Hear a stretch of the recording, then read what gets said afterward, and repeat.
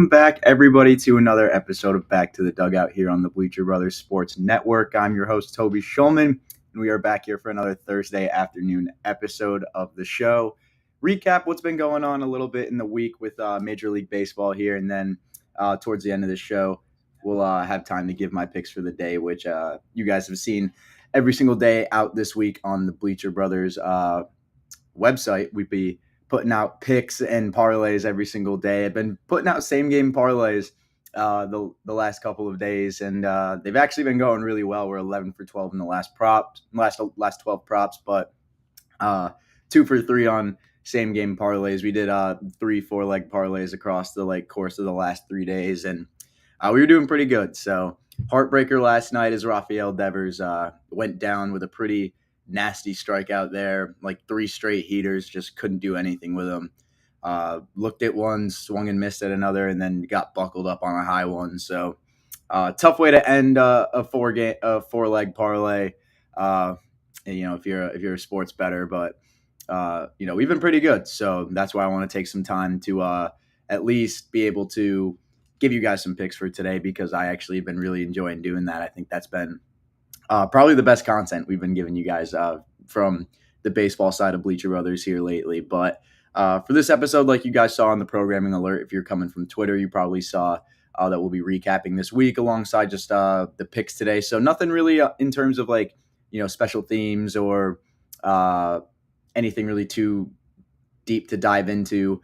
Obviously, I do a lot of written content, like I said, on the Bleacher Brothers website. So if you want to see stuff like the AL Rookie of the Year race, looking forward down the line to, the Vegas A's possible roster, or other deep dives on just random baseball things, go check out my profile there. Everything linked in the bio on my Twitter account. But we're just going to get right into the recap, start out with the AL East like we always do. And I wanted to make sure that I started out with a team that I don't normally talk about anymore, because if you watched the last episode, I kind of went into this direction where I would not be covering news from every single team in the league anymore, just where we're at right now, September 12th. It doesn't make sense for me to cover any news on the Angels or the Rockies or, the Marlins, unless there's a call-up or something. These teams aren't competing for anything. There's nothing I really need to talk about with them. I'd rather take those moments to talk about a team that's actually going to contend for a postseason spot or contend to win a championship. Unless something like this happens where a player nearly throws a no-hitter, and that's exactly what happened in the Blue Jays-Mets game yesterday. We'll talk more about, the Mets side of things and how they did in this series, but the Blue Jays, this starter, Bowden Francis, is really starting to put something together here on the mound. In the last 18 days, the last 3 weeks, he's had 2 outings where he's taken no-hitters into the 9th inning. And they've both gotten broken up. So he can't get over that hump of getting into that 9th inning and then actually closing it out. But nonetheless, the box score still looks great when you go 8 innings pitched and only give up 1 hit. It happens to be the long ball. That's his kryptonite. We saw that yesterday with Francisco Lindor breaking up his no-hitter. The Blue Jays went on to lose that game.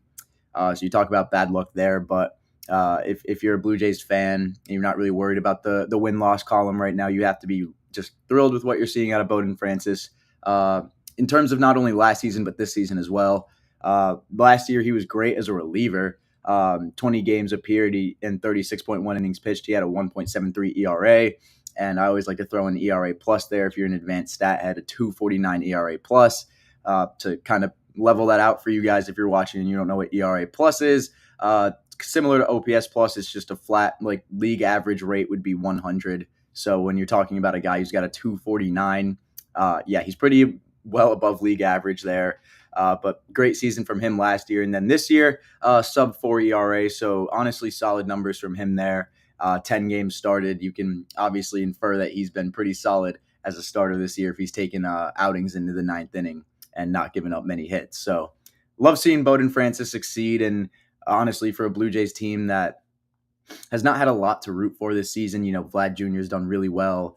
But that's really it, honestly. You've had a couple rookies do okay, like Spencer Horwitz is doing pretty well.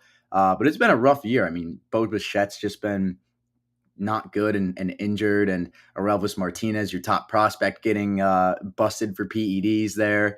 It hasn't been very good if you're a Blue Jays fan, but you got to love what you're seeing out of Bowden Francis right now. And I didn't throw it up and didn't like pull up this picture or anything for the show because I just didn't have time to. I actually saw it like 2 minutes before it started, but I saw Bowden Francis took his bike home from the Rogers Center yesterday, which is pretty funny and had to be a cool moment for him and a bunch of Blue Jays fans who actually recognized him. It's got to be pretty cool. But I always love seeing stuff like that, similar to when Nestor Cortez took the train and the subway home from the games. I'm not sure if he still does that. I'd highly doubt it that he does that still. But that makes us transition into the Yankees here, who have a 1.5 game lead over the division right now. So, for me, obviously being a Yankee fan, I'm not exhaling yet, nowhere near that. We still got a long way to go, but I love what I'm seeing from this team right now at times. This Royals series, I think, was a big one in terms of kind of putting that postseason atmosphere into the team right before the actual postseason starts. The Royals this year are a team that are more likely than not going to be in the postseason. And to take that game one, come from behind win like that, I love seeing that. Austin Wells, huge 3-run shot there in the 7th to go up 7-4. They'd tack on 3 more runs utilizing kind of small ball baseball to go up and win that game 10-4. So looking at the box score and just the score, you would think the Yankees dominated that game, which for a while it really wasn't that case. But late in the game, they got it done, which just hasn't been the case lately. But they ended up getting shut out by Kansas City 5-0 after that. Seth Lugo looked absolutely dominant, and we will get into that when we talk about the Royals here in a minute. But he's been great the last few weeks, so we'll have to address that when we get to it. But in that game, Stroman, only 3 earned runs, so I won't say it's terrible in 5.1 innings pitched. Not awful, but it wasn't a good start. He gave up 7 hits. We're going to need a little bit of a better, hit to earned run ratio there. You give up 5 hits, you're probably giving up 2 earned runs there. So that could have been a huge difference, but obviously you get shut out. Who really cares? It's not like that would have made any of a difference in that case when you're not putting up any runs. So only 3 hits from the New York Yankees that game, and 2 of them came from Gleyber Torres, who has been really solid at the plate lately, which I don't think enough people are talking about. We talked about that briefly on the show on Monday, but he's really been putting it together lately in September, and I'd be interested to see what his September splits look like, and I'll have to take a look at that after the show. But Game 3, if you tuned in, a bunch of late extra inning thrillers yesterday, especially coming out of the AL East. We'll get to the Orioles and the Red Sox here after this, but Jazz Chisholm Jr. comes up to bat in, I believe it was the bottom of the 11th, was it? And no career walk-offs across any level for Jazz Chisholm in his professional career. And he stepped up to the plate, hit one almost through the infield, a diving stop by Bobby Witt Jr., came up and threw right to home plate and unfortunately off the mark. And the Yankees took the win from the Royals and took the series in the Bronx. So bad for the Royals, obviously. Bobby Witt Jr. makes an incredible play, but just can't put the throw on the money. That was just an insanely thrilling moment for, I think, all Yankee fans to see Jazz Chisholm stepping into this really high leverage role and just succeeding for them right there. I mean, that's got to be such a pleasant sight for not only me, but a lot of other Yankee fans out there who were watching that game. I think that was for sure helpful for the morale of the team. And I feel like after Weaver dialed it up there and got us out of that little jam at the end of the game, I kind of felt like someone was going to end it there, and I'm so happy it was Jazz. But here's what Jazz had to say about that little walk-off in his post-game interview with the MLB Network. Jazz, congratulations. Your approach in the 10th inning, what did you see? Hit it where it's pitched, find the hole. Not trying to do too much, just trying to get the runner in. You're looking around at the scene here tonight, Jazz. Take it all in. What does this place mean to you? I mean, this is my first career walk-off, so I think it means a lot right now. Everybody shouting, screaming. I've never had the feeling, and it's surreal, so I can't wait. Thank you. It's too cold in New York for those. So your first one, thank you, Aaron. Your first one at any level. Did anybody in the dugout, in the on-deck circle, predict this to you?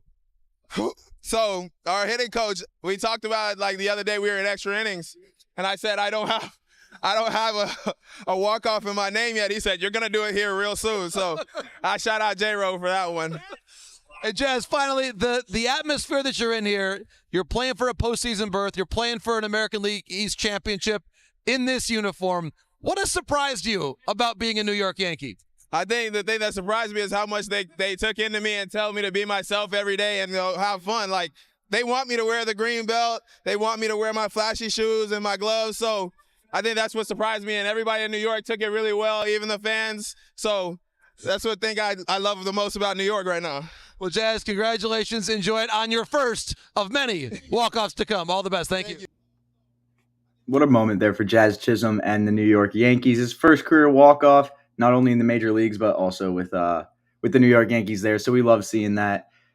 Jazz doing great things in his new organization, and we'll hope that continues. Obviously, I was pretty surprised seeing the organization and the fan base speak so highly to Jazz and to welcome his, I guess, just colorfulness, the whole wearing the green belt thing and playing with all the swag. I knew that was something he was going to bring, but I'm extremely happy that this is something that has been embraced by not only himself, but the Yankees and the entire organization as a whole. So, there's multiple things right now that are working for the Yankees. We're seeing Luke Weaver look great out of the bullpen, the whole season, but particularly now in the closer role. So I hope that, we'll get more Luke Weaver outings there late in the game, and he can continue to prove why he should have been the closer sooner.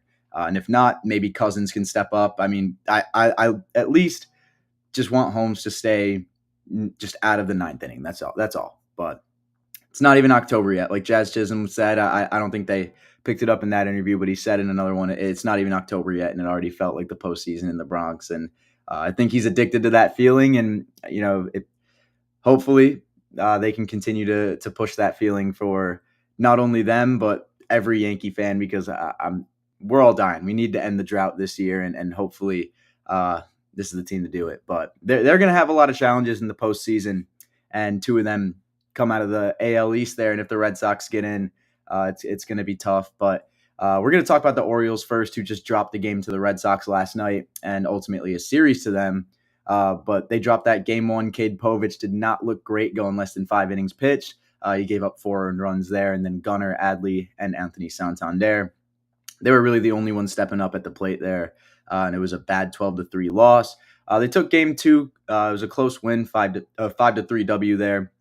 But the entire lineup, they collected a hit. Besides one pinch hitter who came in who didn't collect a hit, the entire starting lineup collected a hit. Thought that was interesting enough to note. And on the mound, Albert Suarez, he put together a solid 6.0 innings pitch start. And Sir Anthony Dominguez locked it down to seal the win for the Orioles in game 2. And then in game 3, like we kind of talked about before with the whole Rafael Devers selling my parlay thing, the Orioles ended up losing that game after Tyler O'Neill hit a walk-off bomb. And that takes us into the Red Sox, who, like I said, they took that game 1 12-3. Brian Bayo, it didn't look the prettiest, but 5.1 innings pitched was enough to get it done when the offense was hitting as good as they were. Devers, he had 3 hits, and Tyler O'Neill 2 home runs. Rob Refsnyder 2 home runs. So a lot of power coming out of the Boston Red Sox from guys who are not named Rafael Devers in that game 1.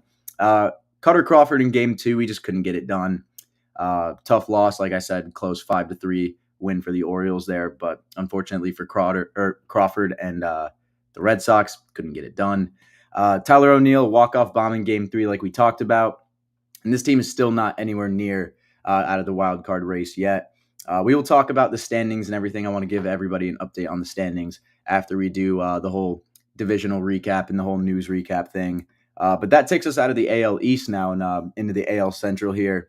We'll start off with the Cleveland Guardians, who maintain that first place spot still because they took a 3-game sweep over the Chicago White Sox, which, I believe I said this on the show last Monday, but I can't remember if I did. You got to just simply put, just start taking games from the White Sox. Like losing games from the White Sox at this point is just not excusable. I don't see a world where you can tell me dropping a game to the White Sox this close to the postseason is okay. And I think the Guardians were under that same impression because, like I said, they swept them. They took all 3 games from them. So Game 1, Joey Cantillo, he goes 7 innings pitched for a 5-3 win. The Naylor Bros combined for 4 hits, and Stephen Kwan also tallies 2 runs. So great all-around game from the Guardians there. Kind of just Guardians-branded baseball. In Game 2, the offense broke open for a 5-0 W. While it wasn't a blowout, for sure was a shutout, and I don't know what it was in Game 2s with AL Central teams shutting out opponents 5-0, but Guardians and the Royals were both able to do that. Andres Jimenez, Josh Naylor, Lane Thomas, Kyle Manzardo all tallied 2 hits, and they were able to secure that Game 2 W as well as the series there before going into that Game 3 where they ended up winning and securing the sweep anyway on a 6-4 W, and Lane Thomas with 3 hits, Stephen Kwan and Jimenez with 2. So what a series from Lane Thomas, Stephen Kwan, and Andres Jimenez. And the Naylor brothers continue to be very underrated in their own sense as well. And a little side note as well, I really like seeing Kyle Manzardo start to put together some offensive production late in the season. I hope he is at least a staple piece for them in the playoffs or steps his game up to another level there. That would be really cool. Big Kyle Manzardo fan since he was coming up through the system. I think he'll be a solid everyday major league player and will take a big step in his game next year. But moving down the line here, we've got the Kansas City Royals to talk about now. And like I brought up in that little Yankees part of the divisional recap, 10-4 loss in Game 1 to them. Brady Singer gave up 3 runs in that start, and James McArthur just got shelled there. 4 runs, just couldn't even get through 0.1 innings pitched. 5-0 win in Game 2, however. Great shutout there. Seth Lugo, I promised you we'll talk about him. We're talking about him now. 7 innings pitched, 3 hit shutout ball from Seth Lugo, who now has gone 7 innings pitched at least in his last 3 starts. So I talk about how Lugo's been, really consistent all year for them. This is where his consistency has to show up more. And, it's really special to me that he's able to do this out of the rotation for them. It's really put the Royals in such a better position that I don't think they ever would have thought they would have been in this season had he not been in the rotation. And I think it takes so much weight off of guys like Brady Singer and Cole Reagans, who, Reagans didn't put together a terrible start yesterday as well. So I want to see Brady Singer put together some better outings here before the season ends. But Seth Lugo, he's going to be a tough guy for anyone to go against in the postseason. I think he's going to put up multiple 7-inning outings there. And we'll see what happens. I think he's just an absolute anchor for this rotation, and with him on the mound, the Royals got good things coming. So hopefully the other pieces of the rotation can get it together. I still think Michael Wacha is incredible out of that rotation. So again, to me, one of the more underrated rotations in baseball when you get to the postseason, but would like to see Brady Singer have a little bit more success here before the regular season ends. But they still got a little bit of a cushion from the Minnesota Twins here, and that's because the Angels took that Game 1 from them. 6-2 win as Reed Detmers goes a strong 6 innings. The Twins then got one back as they took Game 2, and Pablo Lopez, he went a strong 7 innings pitched. 4 runs, though, none of them were earned. I thought that was interesting enough to note. And Matt Wallner nuke, same with Carlos Santana. So the Twins got a good Game 2 win there. And checking up on their Game 3, they took a 6-4 win over the Angels. Wallner homered again, and looking at the box score here, Brooks Lee got a couple of RBIs as well, and a couple of RBIs as well from Royce Lewis. So solid outing there from the Minnesota Twins. Zebby Matthews gave up a couple of earned runs and only went 3 innings, but I'm not sure. Maybe there's a little bit of an innings limit on him. If there are any Twins fans here watching, let me know. Haven't really kept track too much of Zebby Matthews' progress since he got called up or those first couple of starts. But Buxton's set and ready to return on Friday. I think that's interesting enough for Twins fans right now who are kind of probably on the edge of their seat, not knowing if they're really going to make the playoffs or if they're really that good. I mean, I think they're trying to find out if this team are frauds or not at this point in September, and hopefully Buxton can help them beat the fraud allegations. But a team that is might have a chance at making this postseason over them, which is something I never would have thought like a month ago even, is the Detroit Tigers, who are just hot again. And I think they are under the same impression I am, because they are not dropping games to bad teams. Like this team is for some reason has just completely flipped a switch and are playing incredible baseball right now. They've won 4 in a row. And after they went on that tear, they lost one to the A's. They lost that series to the Padres. They lost one to the A's, and then they went on a tear again. And that's just what they're doing. They're taking advantage of the weak competition that they're playing. And like I said, they just seem to know if they want any legit shot at contention for a wild card spot, they can't lose these games to Oakland or to Colorado. They just can't lose them. And I think they might be actually legit contenders for this wild card spot. Don't come at me and say I don't really know anything about baseball, because I'm going to say I don't think they make any noise in the postseason, but I think they could definitely squeak in there if they've got guys playing the way they are. I mean, Trey Sweeney, 4 hits in the final game against the A's. They got him hitting at an elite level heading into the postseason, or just the end of the regular season, looking to make that postseason push. That's huge for them. They followed that up with a blowout win, 11-1 over Colorado, and guys like Parker Meadows, Riley Green, and Matt Vierling all combined for 8 RBIs. And Cater Montero, he had a 3-hit shutout performance, went the whole complete game there, and then a 7-4 win in game 2 against Colorado. Riley Green, a pair of hits, 2 RBIs. This Tigers team is good. And I think, they're overachieving now for sure. Maybe a little bit reminiscent of what the Reds did when they called up Ellie De La Cruz last year, and people were calling the Reds America's team. I think we're looking at the Tigers in the same sense right now. It's fun to root for them. They're playing really just solid all-around baseball from the pitching and the hitting. Everybody's contributing. That Montero complete game was insane. And while it is really weak competition, I don't think the A's are necessarily as weak as people think. And while the Rockies are the Rockies, I think having to play the teams that the Tigers are playing is not necessarily any easier than anybody else. They're really solid right now. And if they don't end up making the postseason this year, expect them to take a huge step forward next year in 2025. But that's all the news out of the AL Central. It's a lot of news, but we got to talk about the West here before we get into our commercial break halfway through the show. Starting off with the Texas Rangers, because I think they have the most pressing news right now heading into today. The Rangers are going to be debuting their top overall pitching prospect and number 2 overall ranked prospect, Kumar Rocker. I wrote an article about this. I forget. I think it was last week around I don't even remember. But I wrote one really recently about Kumar Rocker and what he brings to this Texas rotation, considering he'd be rejoining Jack Leiter and reuniting this Vanderbilt duo. I took a little bit of time to kind of deep dive his prospect profile, his scouting grades, his time in the minor leagues and in the independent leagues, to really see what Kumar could bring to this Rangers team. And if you're somebody who is into prospect watching and you like to watch debuts, you should honestly be as excited for this Kumar Rocker debut as you were for Paul Skeens. This is another pitcher who, while I don't think he's Paul Skeens level, obviously, this is a guy who really just has such a generational talent level at pitching. He has the frame and just the mechanics to go out there and get it done every single start. And just one of the best pure pitching prospects in baseball right now is for sure Kumar Rocker, and he's been showing it. It's really just it's been unbelievable stuff from Kumar Rocker this season. 3 teams in 2024, 3 different levels: rookie ball, AA, and AAA. In AAA this season, he had only 2 starts and went for a 1.80 ERA, only 1 walk to 18 strikeouts.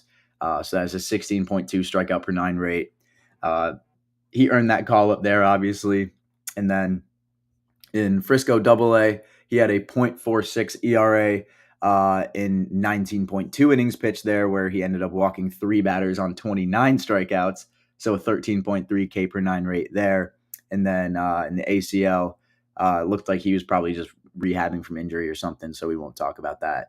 But across AA and AAA in what looks to be 9 games started, and the little limited time in rookie ball, his ERA is sub-3. So he's been really good. He deserves this call up, and this should give him a lot of really helpful reps going into the 2025 spring training, and then obviously the regular season there.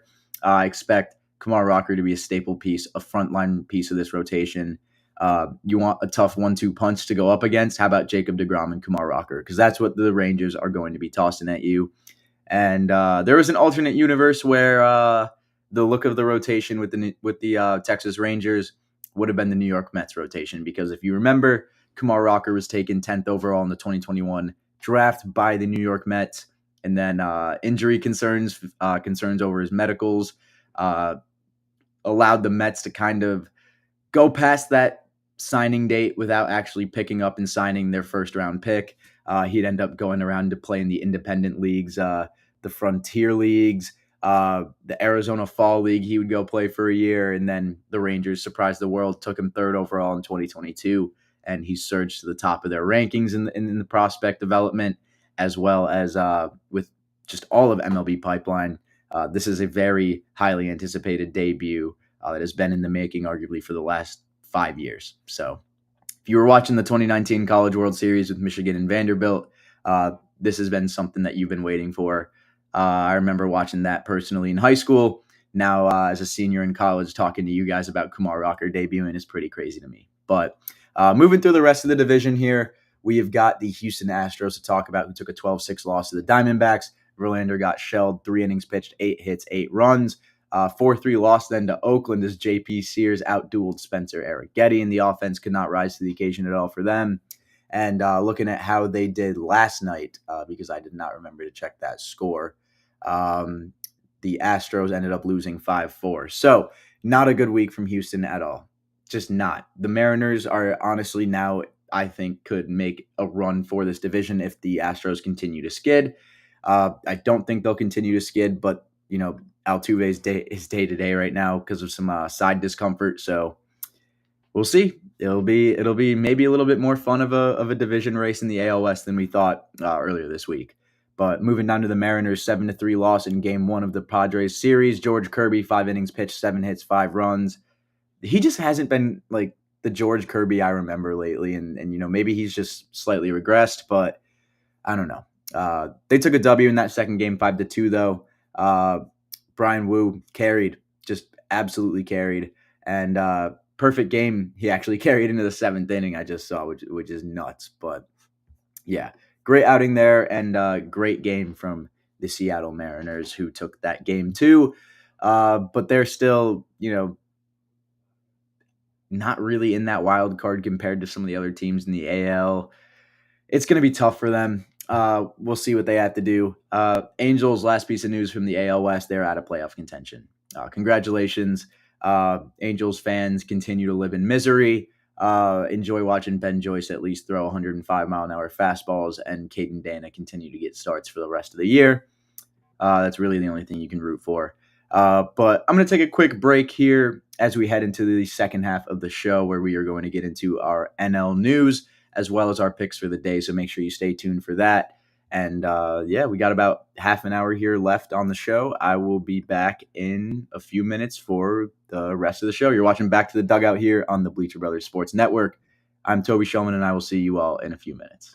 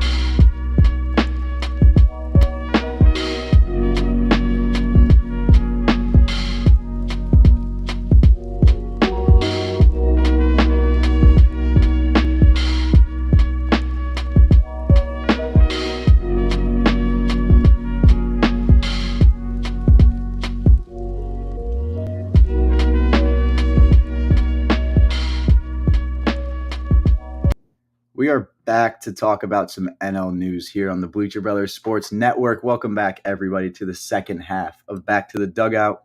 I'm your host, Toby Schulman, here as always on this Thursday afternoon. I'm ready to get into the weekend here, but I still got some MLB news to cover for you guys. We got the series of the weekend to cover as well. I almost forgot to bring that up. I didn't forget about that, but I almost forgot to bring that up. But we got some NL news to cover real quick. I'm going to try and run through this as quickly as I can. The Phillies, series sweep over the Rays. Schwarber, home run. Christopher Sanchez, strong 6-inning shutout performance, gave him a 2-1 win. In Game 2, 9-4 win. A little note from Game 1. Edwin Uceta from the Tampa Bay Rays got suspended for a Castellanos hit by pitch. Thought that was worth noting there. But a 9-4 win in Game 2 as Suarez got shelled.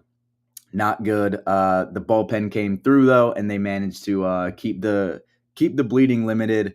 2 home runs from Trey Turner, another from Shorby gives Philly the W there, and then Zach Wheeler, a decent 6-inning start. 2 earned runs, not shabby at all. The Phils got the 3-2 win over RBIs from Nick Castellanos and Weston Wilson. Right now, they are pretty comfortable in the division, so I'm not going to really say that there's any reason to worry. The Mets, on the other hand, they may be worried a little bit about the Braves, but I mean, right now they're playing great. They continue to put together wins, and they sit on that wild card line right over Atlanta. Tyler McGill goes 6 innings pitched, and the Mets take Game 1 over the Toronto Blue Jays 3-2 there, and Lindor broke Bowden Francis's no-hitter, like I already mentioned. And then after that, Chad Green got lit up for 4 runs. So, man, that was really just a kick if you're a Blue Jays fan. I'm sorry about that. That's rough to go from you think you're seeing a no-hitter to not even seeing your team win. That's brutal. But Sean Manaea, he's looked just incredible lately. Another great start, 6.2 innings pitched and 8 strikeouts from him. The Mets are playing great baseball. I enjoy watching the Mets. I think that says a lot at least. They look really good, and I really hope they get into the postseason here because they're giving me that Diamondbacks power of friendship vibe, the Jose Iglesias vibes that he's brought in. I think that'd be awesome to see in the postseason. But last team we're going to talk about in this division, the Braves, they lost to the Reds and the Nationals in those series. So they just continue to do everything wrong, I feel like, this year. And, that's just kind of how it's been. But one blowout, 12-0 win. So I guess that's good that they could do that. Reynaldo Lopez exit with an injury, unfortunately. He's on the 15-day IL now. So hopefully if they can somehow squeak into the postseason, he's back for that. But the bullpen got it done after that. Jesse Chavez, he got a strong 3 innings pitched there for a W there. Michael Harris, 2 home runs. Arcia and Sean Murphy also hitting home runs. Yeah, it was an offensive effort. I mean, when it's 12-0, it's always going to be. But I just am really surprised to see how bad the Braves are playing. NL Central news, the Brewers, they've been kind of slumping, but it really doesn't matter. The William Contreras numbers have been great this week, 375 average, a 974 OPS. And then we've got Tobias Meyer still looking great on the bump. I really like what he's doing for the Brewers. I think he's going to be a solid piece. But they got to worry about this team right behind him, not necessarily in the division standings, but possibly in the wild card. For a team that might squeak into the postseason and cause some damage, and that's the Cubs, 4.5 games back of the NL wild card when I checked last night. Let's check that again real quick. They are 5 games back. All right, so pretty much the same thing. But Cubs, 5 games back of the NL wild card now, 3-game win streak off the Yankees and Dodgers. I believe that win streak actually, ended last night on the Dodgers 10-8 win there. We'll talk about that. But that 3-game win streak was great. Tyone took down New York with a strong 6 innings pitched start and outdueled Garrett Cole. Dagger to the heart for me there, if I'm being totally honest. But Cody Bellinger, Pete Crow Armstrong just have been amazing for him. And I could talk all I want about Pete Crow Armstrong, and I have. I've literally done that before. But I want to be able for you guys to really see for yourself how good this guy is. Now, I had a same-game parlay. If you tailed those picks, this was the game where all these plays occurred. In the last 3 innings of the game, PCA just put an absolute clinic on in the field, and just take a look at this. That one drilled out towards right center field. Pete Crow Armstrong racing, and he made the catch. What a play. PCA on the move, and he steals extra bases from Kike Hernandez, and a run from the Dodgers. And this place is gigantic. Ohtani hits that one out towards right center, and Pete Crow Armstrong. Holy cow. Bellinger's looking at him. PCA's looking at Bellinger, and eventually he able to make the play. Cody keeps seeing him slide all over the place, making catches, covering all the ground. He's like, I'm not going after it. You got everything, pal. Payoff pitch. High fly ball out towards right center field. Pete Crow Armstrong at the wall, jumps, and he made the catch. Oh, baby. Pete Crow Armstrong steals a homer from Max Muncy, and that is how this one comes to an end. That kid is something else. You see just everything PCA is doing in the field there. I mean, that first play, unreal sliding catch. The second one, he kind of touched on that in a post-game interview that I would have added if it wasn't like 2 minutes long, and I just don't want to take that much time out of the show. But he said that's one thing he actually has to get better at, being a center fielder, just being a little bit more aggressive, taking more aggressive lines, because as the leader of the outfield, it's just what you have to do. The fact that there's still, in PCA's mind, room for him to improve in the field is nuts to me, because he's seriously a generational talent. I know I use that word a lot here, but I really mean it, like a generational talent in the field. And Cody Bellinger, I mean, you see him there. I mean, he's literally letting PCA get everything because he knows that he can. But just he's starting to put it together at the plate as well. If you saw, we put out a little tweet on Bleacher Brothers that he's hitting 300 the last couple months, and he's really put it together at the plate, and now he's doing that in the field as well.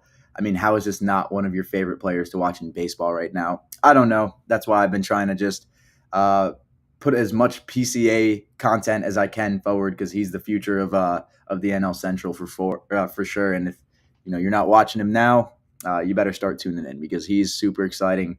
Really, the only reason why we included him on that same game parlay, which ended up cashing with Cody Bellinger getting us a hit there in the 9th inning. So if you tailed that, you had a great time watching that game, not only for the amazing defensive plays from PCA, but the sharp analysis and the sharp picks from my end. So great night there. But now we got to talk about the team that beat them last night, which is the LA Dodgers. And Ohtani reaches the 47 home run and I believe 48 stolen base mark. I checked earlier, but I honestly just don't really want to check again while I'm running through everything. Let's just say 47-48 right now. Back-to-back losses to the Cubs, and they took that one 10-8 W last night, so at least they avoid a sweep there.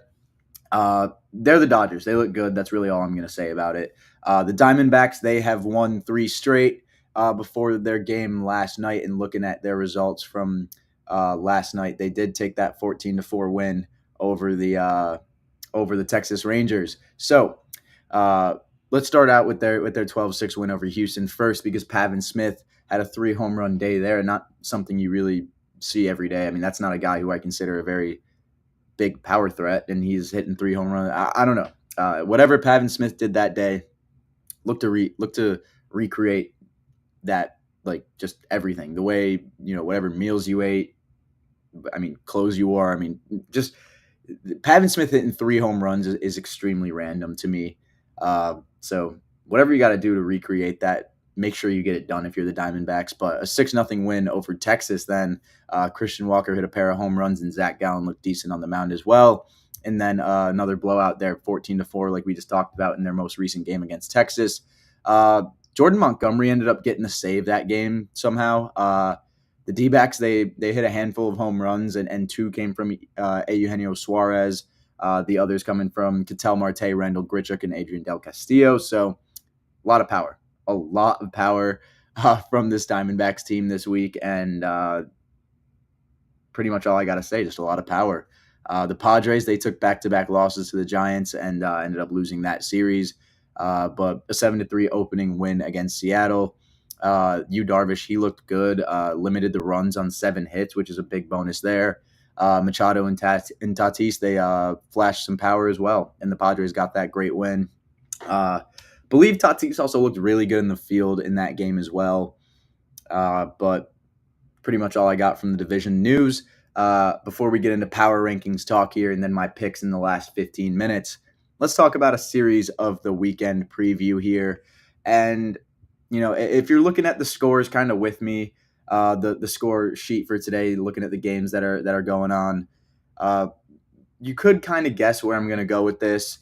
I was going to go with the Yankees and the Red Sox, but I feel that's just way too biased, and I feel that that's ultimately not the most exciting series that's going to be taking place this weekend.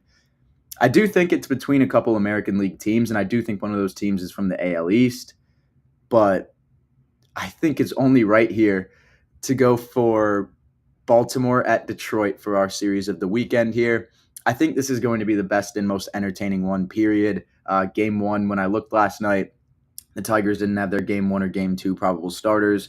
But for game one and game two from the Orioles side, at least, we know we're going to see Zach Eflin and Corbin Burns, which is a great 1-2 for the weekend. And then Cade Povich looking to bounce back on Sunday against Cater Montero, who has just dominated Colorado and just looked so good in that complete game shutout with only giving up 3 hits there.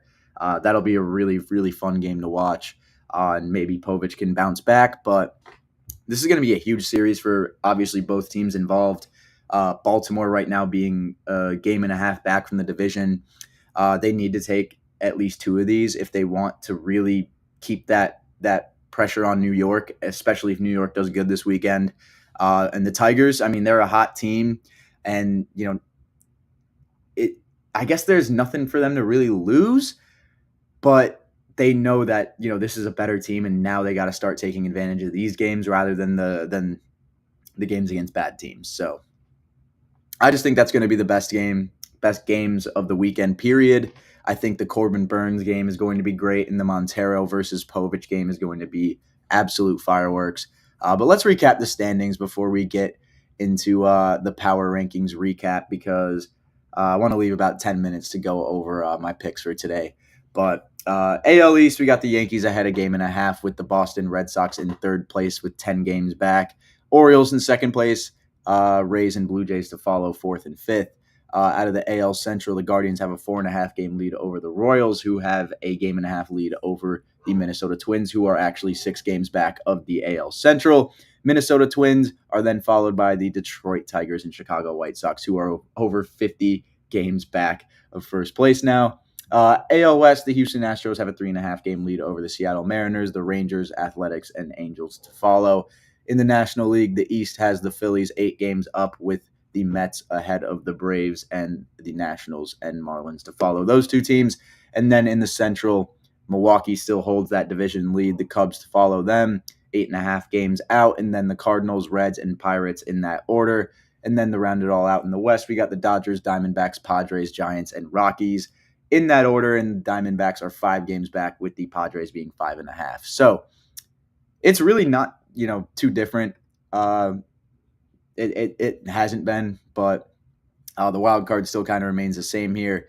The Tigers are only 3 games out. The Mariners are only 4. Same with the Red Sox only being 4 out, and the Cubs are 5, while the Atlanta Braves are 1 game back.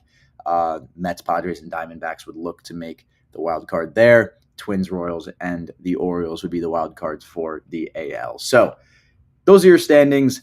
Let's take a brief look at these power rankings, and I'll kind of just explain, my thought process behind them briefly. Like, I'm not going to spend much time on this at all, but this is a look at the power rankings. If you saw them on BleacherBrothers.com, we have those out at 7:30 every Tuesday, in article form, and then a smaller little write-up form if you don't want to read a whole article about it.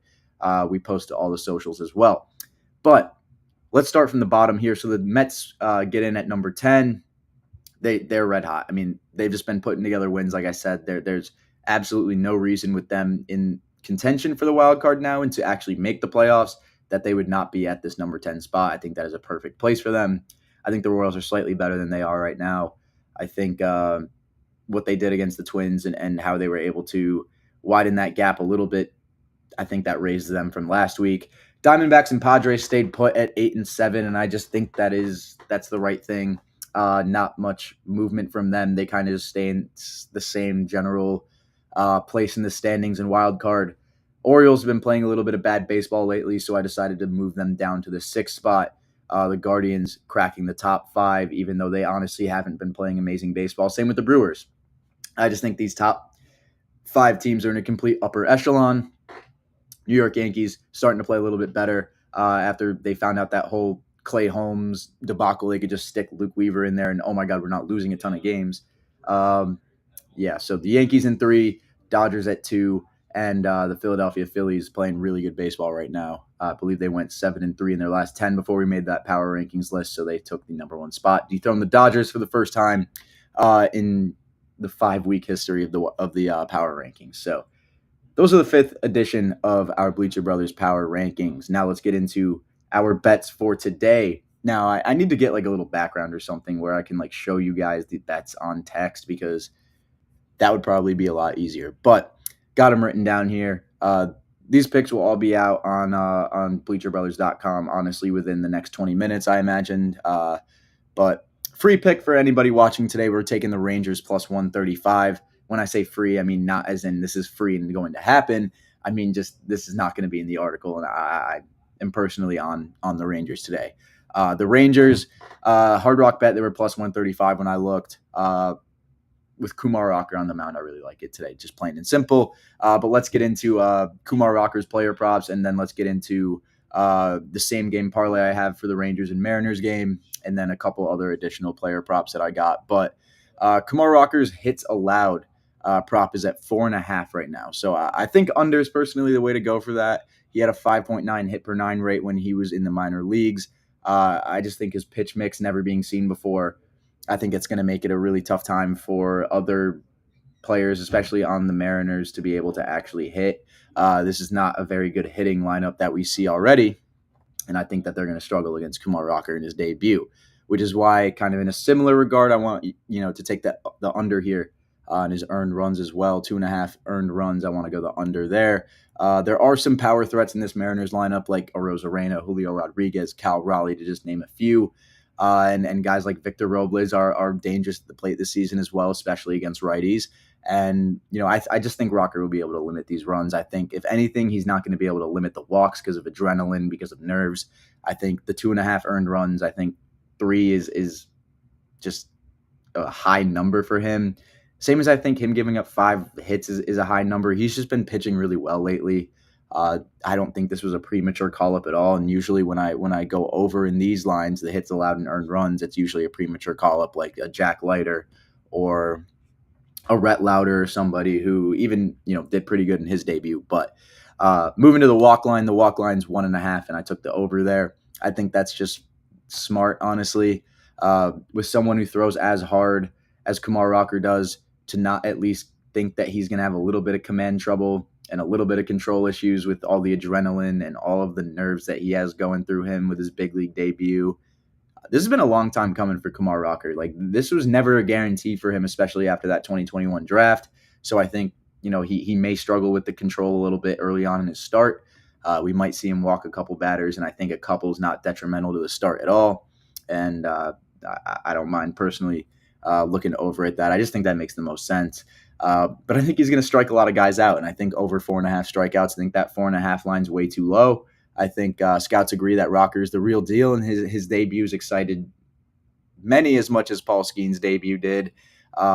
This is just a lot of anticipation, like I said. His fastball slider combo, talked about it in my article. It's incredible.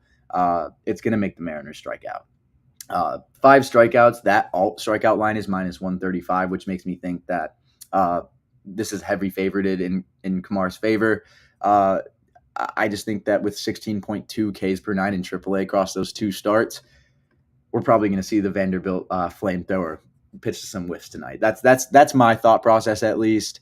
But let's get into this 3-leg same game parlay, because this has been my favorite thing to do in terms of just sports betting.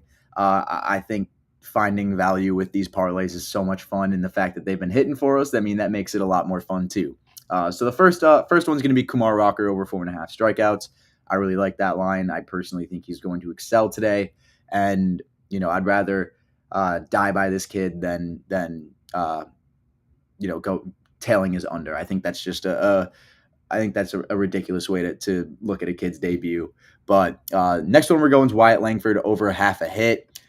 He's been hitting better lately. He's been hitting for more power too. I mean, he's got solid numbers against Miller. I mean, even though it's one at bat, it's a hit and a double. I mean, he's got a walk too. So in the small sample size of plate appearances, he's been good. I think, and coming off of a couple multi-hit games as well, Wyatt Langford is probably pretty due today to help out Kumar Rocker. Hopefully, he from one Rangers rookie to another, they can help each other out. Other line, we're going across to Victor Robles, and I think he'll get a hit today. Well, he's not one of the premier power hitters of this Mariners team. He's certainly one of the premier hitters. This season, he's been hitting at an unreal clip, and I don't really know what it is with his game, but he's found something, and against right-handed pitching, he has been extremely good. He has a 308 batting average with an 829 OPS, and even after Rocker's start ends, I feel like Robles will still have just such a good shot at getting a hit. He's going to be one of the toughest outs already, and I think when Kumar Rocker exits that game, Robles will still obviously be in it, so he'll have more opportunities to get hits there. But that's the same game parlay. It's a plus 300 parlay, and it's only 3 legs compared to 4 today. After the fourth just absolutely ripped our heart out, I think it's smart to go 3. Now we got two more props, and then honestly, we'll probably be towards the end of our programming here. But Rob Refsnyder, over 1.5 total bases in the Yankees-Red Sox game tonight. One player known possibly is just a Yankee killer right now is Refsnyder. 500 batting average against Nestor Cortez in his career in 16 at-bats, I may add. On the road this season as well, Refsnyder's been great with a 304 batting average and a 360 on base. I just think he's been a killer, and I think he's going to continue to do that today. I don't think Nestor is going to be able to stop him. I think he's going to probably have a couple hits today, if I had to guess. But moving towards a pitching prop, I wanted to make sure I got this guy in because who wouldn't want to tail this one? Tariq Skubal over 18.5 outs. I think this is the safest pick today against a horrible Colorado lineup that's been terrible the last 7 days. To go at least 19 outs to me is not that much. With the Tigers just in the mix for the wild card spot, I mean, literally every single game matters. And to put it simply, losing a game with Skubal on the mound is just simply just not excusable. I think that you just can't throw your ace on the mound and come close to losing if you're the Tigers right now. He's been amazing all season, and I shouldn't need much explanation really. You should want to go forward and tail the Cy Young favorite for the American League. But that's pretty much all I got for the bets today. Pretty much all. There's like 7-6 picks that I just gave you guys, but hopefully you took a look at Kumar's props a little bit, decided what you wanted to do about that game. I personally just like being able to have something to make a guy's debut a little bit more fun, but a little bit of just disclaimer as well. I never do a disclaimer when I do a betting part on my show at all, but obviously please gamble responsibly and don't bet anything you can't afford to lose. Must be 21 years or older to gamble on pretty much every single sports book, at least the ones that are legal here in Florida and every 50 states. But we got a new one that Bleacher Brothers has been promoting called Rebet. Now, I personally don't know too much about Rebet. I'm starting to get familiarized with it, but it looks like a great website where I've heard 18 plus and that it is legal in Florida. I've heard multiple good things about Rebet, and you'll see a lot more Rebet content out of me, but use our affiliate links as always, as you do with any other thing like Prize Picks, BetMGM. Use our links for Rebet. Give it a try. These new sports books, I mean, why not just give them a try? They got some cool things to offer. I know my buddy Drew, big Dolphins guy here for the Bleacher Brothers Sports Network, he loves Rebet, and I know a lot of other people have been loving it. So gamble responsibly. Obviously, if you have a gambling problem, call 1-800-GAMBLER, any of the gambling hotlines available in your state. And little note also, I actually don't play money on all of these picks that I give you guys. I track them on Action Sports Network. You guys want my account on there if you want that public knowledge for you guys, so you can track my picks as well. I'll put that link in the description of the show, but just thought I would throw that out there as a disclaimer too. I do, create a lot of picks for each MLB slate, but I am not placing money on each of these picks. I think that should just be a necessary disclaimer to send out there to the people watching. Don't feel obviously obligated to tail every single one of these picks. I think that just goes without saying. But that's about all the programming we have on the show here for Back to the Dugout today. It's been a busy week of baseball. Not too much movement amongst the wild card and divisional standings, but some really cool moments to happen. Obviously, we see Jazz Chisholm's walk-off, PCA's incredible fielding, and we hit a couple parlays this week. So it's been a fun week. Watch that Orioles-Red Sox series, or not Orioles-Red Sox, the Orioles-Tigers. Sorry, I'm trying to do a little too much right now. But tune into that Orioles and Tigers series. It should be a pretty entertaining one, and tune into the rest of the division and wild card contenders to see what they're doing. Tune into Kumar Rocker's debut tonight. That should be one of the more entertaining ones from this season. And we'll be back here on Monday afternoon to talk about what's been going on in the weekend across the MLB. But other than that, don't got much for you guys. Make sure to follow all of our socials at Bleacher Brothers, at Bleacher Brother on X. Follow my X at T Shulman Report. It's on the screen right next to my name here. Repost all of my articles there. Be sure to tune into the article that I got coming out for these bets. Obviously, I said I'd have that out probably within the next 15 minutes.